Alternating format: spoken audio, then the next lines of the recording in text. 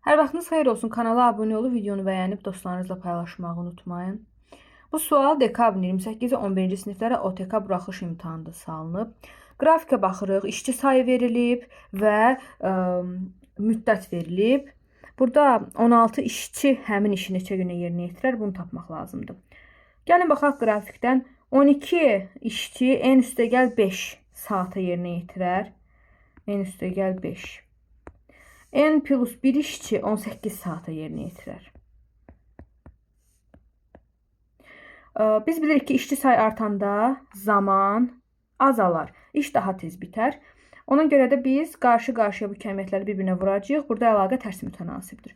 12-ni n-ə 12n, 12-ni 5-ə 60 bərabər 18n üstəgəl 18.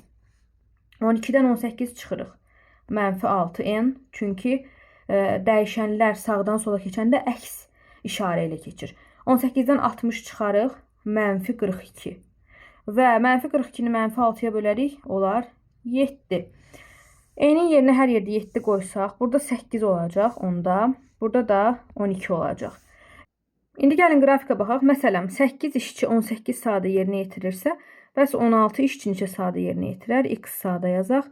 Yenə də burada qarşı-qarşıya vuracağıq. 16x bərabər 8 vur 18. X də bərabər 9. Düzgün cavab 9 olar.